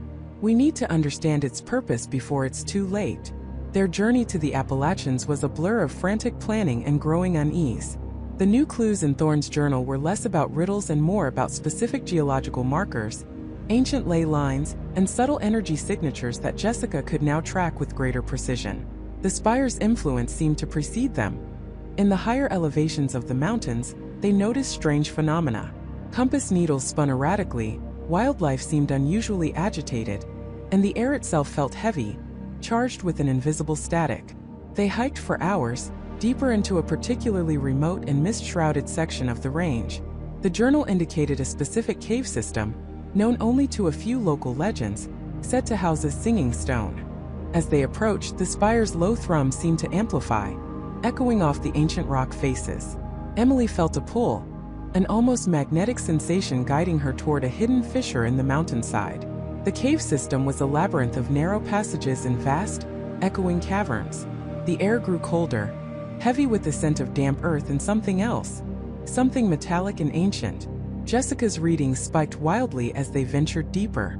The light from their headlamps struggled to penetrate the oppressive gloom, which seemed to swallow the illumination. Then they heard it, a faint, high-pitched resonance, like a crystal bell chiming in the distance. The singing stone. It was the sixth resonator. They pushed on, the sound growing louder, until they emerged into an enormous cathedral-like cavern. In the center, bathed in an eerie phosphorescent glow from the cave walls, stood a single massive stalagmite. It wasn't ordinary stone. It was composed of the same dark, crystalline material as the Spire, and embedded within its apex, pulsating with a soft, warm light, was the sixth resonator. It was larger than the previous ones, more intricate, and its light was a deep amber, throbbing in sync with the Spire's distant heartbeat. But reaching it wasn't simple. The cavern floor was a treacherous expanse of razor-sharp crystal formations, and the air itself seemed to resist their presence. As they stepped onto the crystalline terrain, a low guttural growl echoed from the shadows. Shapes began to coalesce in the periphery of their vision. Not animals, but indistinct, shadowy figures that seemed to be formed from the very darkness of the cave. They shimmered, coalesced, and then dissolved, only to reappear closer. They were not solid, yet they exuded an undeniable aura of ancient malevolence. Guardians, perhaps, roused by the approaching awakening. "They're not physical," David muttered, drawing his knife, though he knew it would be useless against such an adversary. "Energy constructs, maybe? Like the Spire's own immune system. They're a manifestation of the Spire's dormant energy," Emily theorized, her voice tight with fear. Thorne mentioned spectral sentinels protecting the most vital components. Michael knew they couldn't fight what wasn't there. "Focus on the resonator. Jessica, can you create a path?"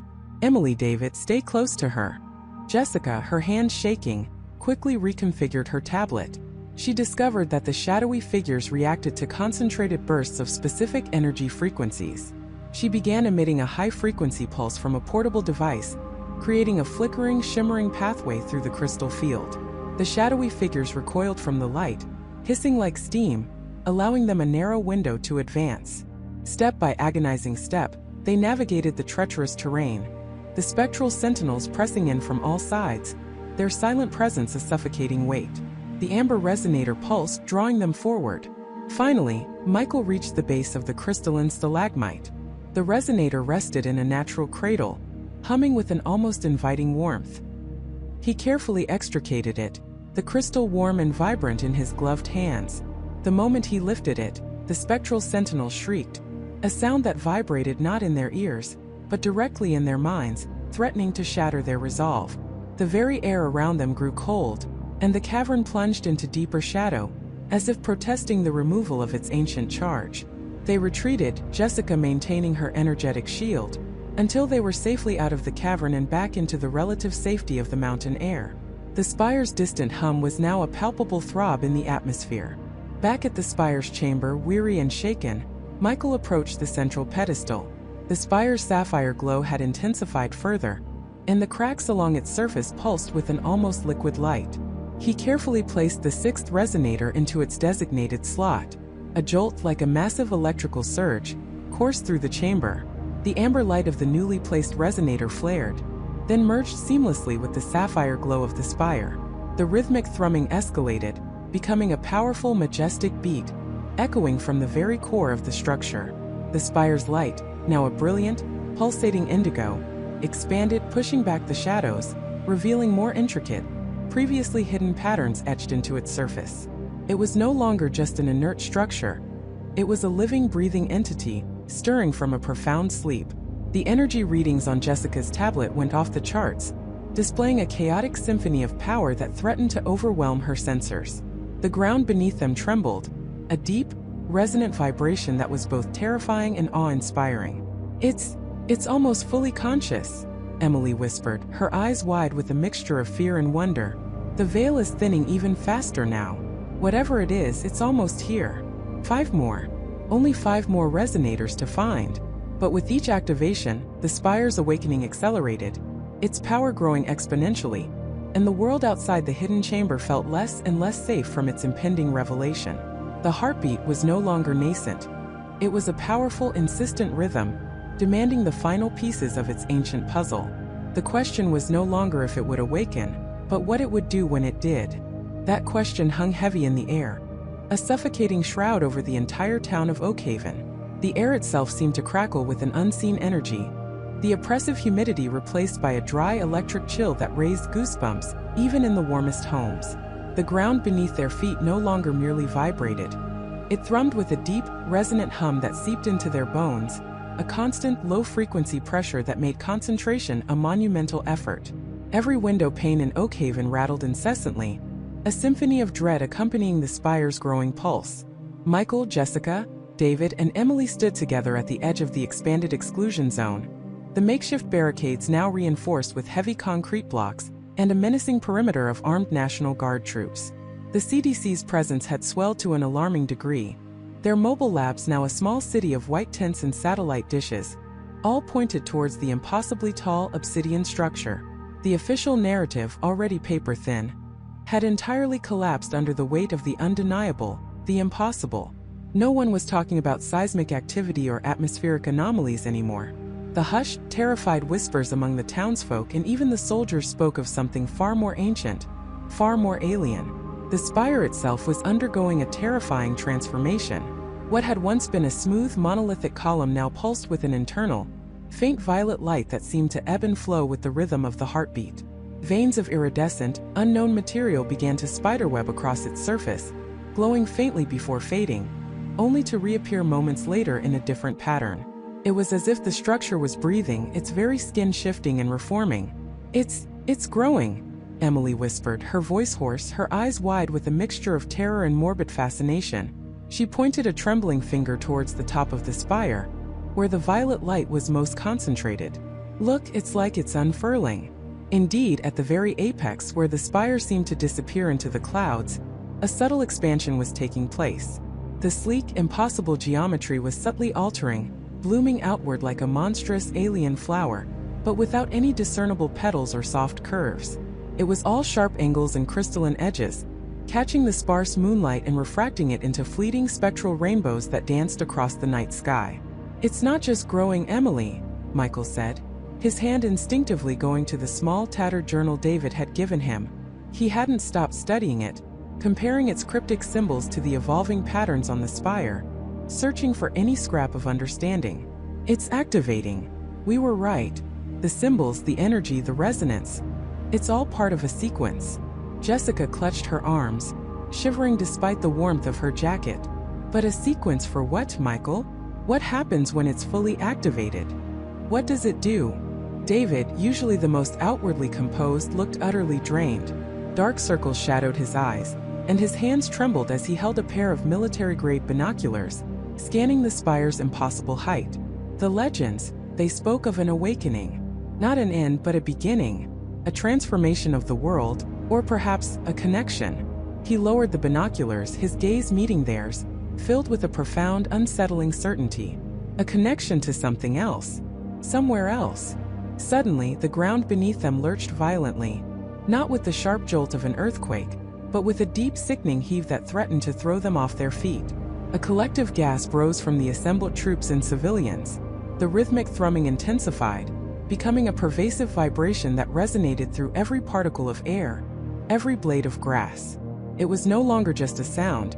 It was a physical force pressing down on them, making their teeth ache and their vision blur at the edges. From within the exclusion zone, closer to the spire, a new sound emerged. A high-pitched, almost musical whine that cut through the deeper hum. It escalated rapidly, building in intensity, like 1,000 unseen cicadas singing in unison, but with an underlying metallic resonance that was deeply unnatural. The violet light on the spire pulsed faster, brighter, illuminating the burgeoning, angular bloom at its summit with an eerie, otherworldly glow. "What is that sound?" Emily cried, pressing her hands against her ears, though it seemed to do little to muffle the pervasive noise. It's charging," Michael said, his voice strained, a dawning horror creeping into his eyes. He pointed towards the spire, not at its summit but at its base. "Look!" At the point where the obsidian structure met the earth, the ground itself began to glow. A faint ethereal blue light pulsed outward from the spire's base, spreading in concentric rings across the soil, vaporizing any stray vegetation it touched with a soft hiss. The rings expanded rapidly, consuming the surrounding landscape, turning the dark earth into a mosaic of shimmering, alien circuitry. Panic began to ripple through the crowd. Soldiers yelled into radios, their voices drowned out by the escalating whine. Civilians pushed against the barricades, their faces contorted in terror. The previously controlled environment was unraveling. A team of CDC scientists, their faces pale and etched with fear, emerged from one of the mobile labs, their lead researcher, a woman named Dr. Lena Hansen, holding a device that glowed furiously. She ran towards a group of military officers, shouting over the din, "The energy readings are off the charts. It's drawing power from everywhere. The atmosphere, the electromagnetic field, even the ground itself. It's creating a localized energy singularity." Her words, though fragmented by the noise, sent a fresh wave of dread through Michael and his friends. An energy singularity. It wasn't just a structure, it was a cosmic engine. Then the true horror began. As the blue light spread, encompassing a wider and wider radius around the spire, the air above it began to distort.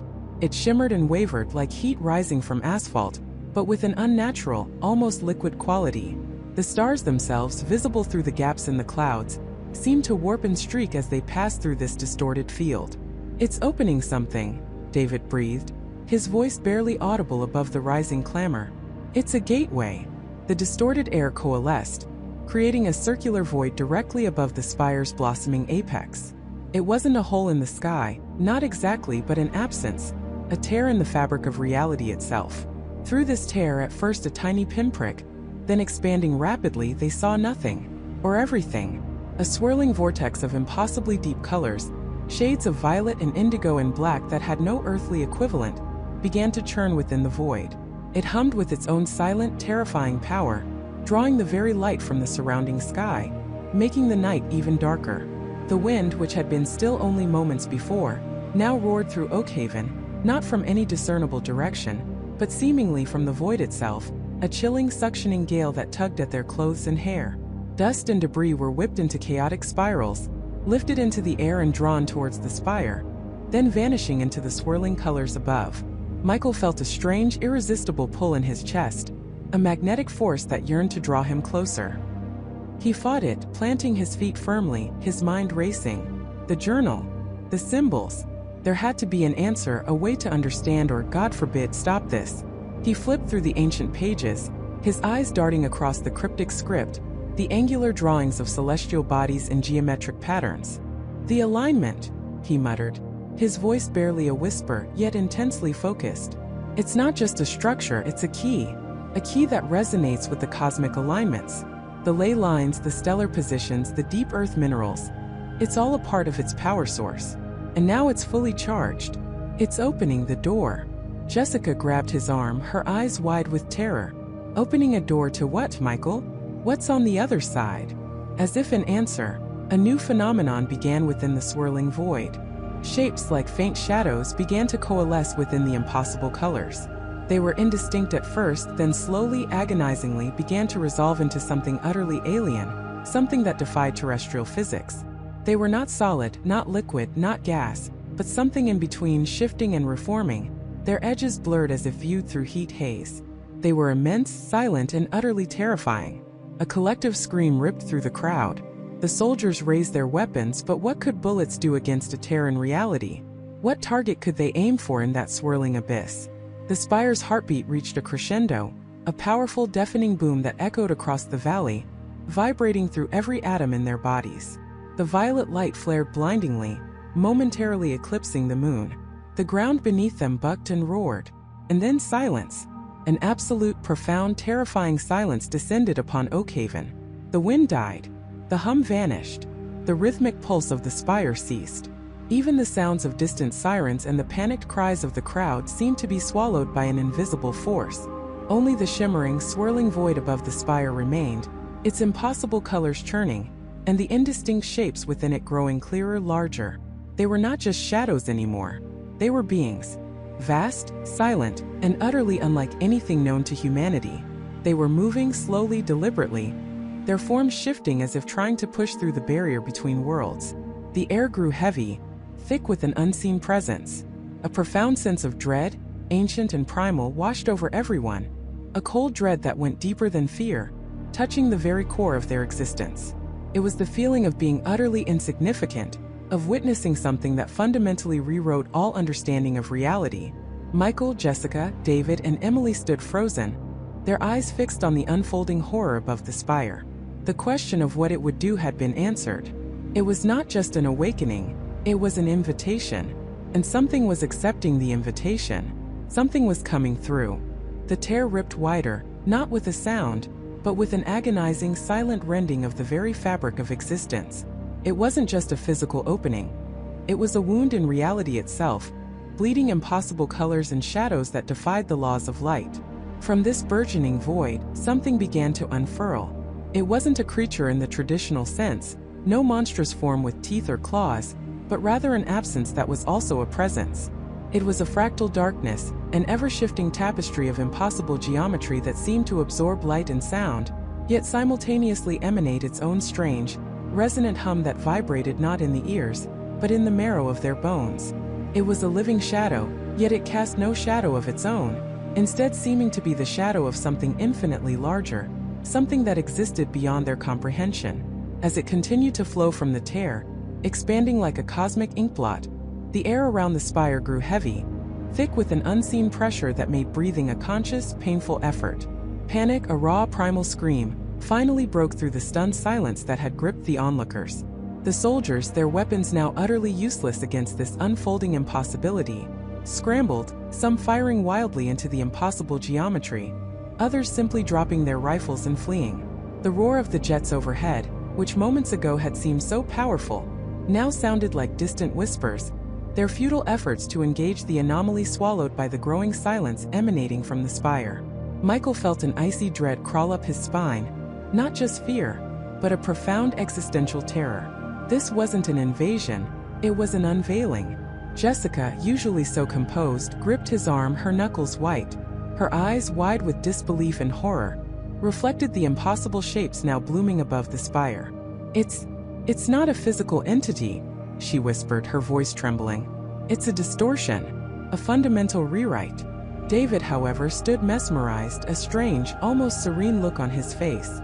He seemed to be drawing closer, a moth to an incomprehensible flame. Emily, beside him, was not serene. She was shaking, her gaze fixed, not on the impossible entity, but on the spire itself. As the fractal darkness continued its emergence, the spire began to glow with an intensity that made the earlier energy surges seem like faint embers. Its obsidian surface shimmered, not reflecting the light, but seeming to contain it, drawing it inward, becoming a conduit of pure, concentrated energy. And then the spire began to dissolve. Not crumble, not explode, but unravel. Its edges blurred, its solid form softening, stretching, twisting like molten glass, then dissipating into motes of shimmering light that were immediately consumed by the expanding fractal darkness. It was as if the spire had served its purpose, a temporary anchor, and was now being reabsorbed by the very forces it had summoned.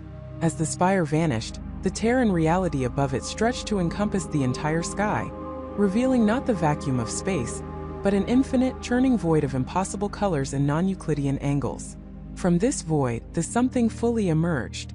It wasn't a singular form, but a pervasive presence that saturated the very air. It didn't move. It existed, and its existence reshaped everything around it.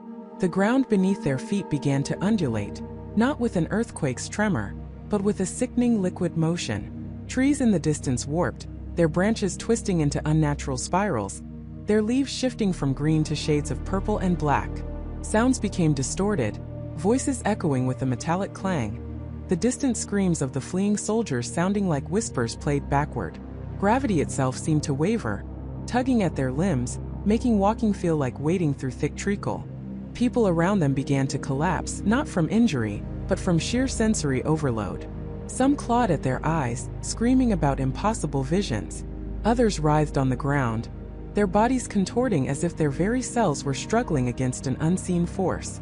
Michael felt a wave of nausea, his vision blurring, the world around him shimmering at the edges. He squeezed Jessica's hand, trying to ground himself. "It's here," a calm voice stated, cutting through the rising cacophony of fear and distortion. Dr. Eris Thorne stood a short distance away, completely unfazed by the unfolding horror.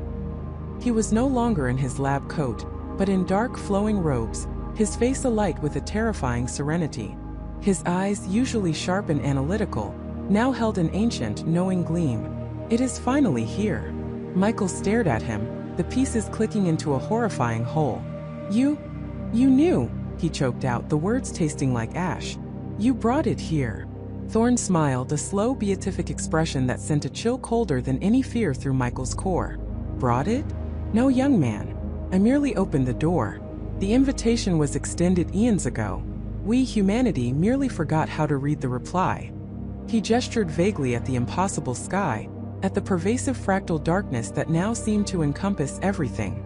"This isn't an invasion, nor a conquest. It is a reintegration, a return to the true state of things." Jessica, her scientific mind struggling to comprehend, finally found her voice. "The Spire, it was a tuning fork? A frequency generator?" "Precisely," Thorne affirmed, his voice resonating with an unnerving calm. "A resonant frequency to bridge the dimensional divide. Our reality, your reality, is but a thin membrane, a fragile construct. This is what lies beyond, what always has lain beyond, merely waiting for the right signal to reassert its presence." David, who had moved closer to Thorne, now stood beside him, his eyes glazed over, a faint, unsettling smile playing on his lips. "It's beautiful," he murmured, his voice hollow and distant. "The truth, the true world." Emily, wide-eyed and trembling, suddenly pointed. "Look, the stars." Michael looked up, his stomach churning. The stars were gone, not just obscured by clouds or the new, pervasive darkness, but utterly absent. In their place, the fractal geometry of the emerging entity had begun to solidify, forming vast, swirling patterns of impossible light and shadow that stretched across the entire firmament. It was a sky made of pure, incomprehensible logic, a cosmic tapestry woven from madness. "The old reality is fading," Thorne explained, his voice almost poetic. "The Spire merely facilitated the transition. It was a beacon, yes, but not for them to come to us. It was for us to be reabsorbed into them. This is the true nature of existence, the vast, indifferent consciousness that underpins all things. Our linear, ordered universe was merely a temporary dream." The ground gave a final, sickening lurch. The world tilted. Colors bled into each other, defying definition. Michael felt his own thoughts begin to unravel, his sense of self fraying at the edges. Jessica clung to him, her face pale, her eyes filled with a desperate terror. "We have to go," she whispered, her voice thin. "We have to get away." But there was nowhere to go. The fractal darkness pulsed, and with each pulse, the world around them dissolved a little more, becoming part of the impossible landscape. The distant screams of the fleeing soldiers faded, replaced by a low, omnipresent hum that vibrated through every atom of their being. Thorne extended a hand towards the shimmering, impossible sky, a look of sublime ecstasy on his face. "Welcome home," he whispered. "Welcome to the true awakening." David, with that same unsettling smile, took a step forward, his form shimmering at the edges, beginning to melt into the pervasive strangeness. "Home," he echoed, his voice now layered with countless, chittering whispers that were not his own. Michael felt a profound, Horrifying understanding dawned upon him. The spire hadn't been an object. It had been an event, a trigger. And now the event was complete. The world as they knew it was gone, overwritten by something ancient, incomprehensible, and utterly indifferent to human life. The last thing Michael saw before his own perception began to fracture was Jessica's face, her eyes still locked on his, filled with a love and terror that defied the unraveling reality.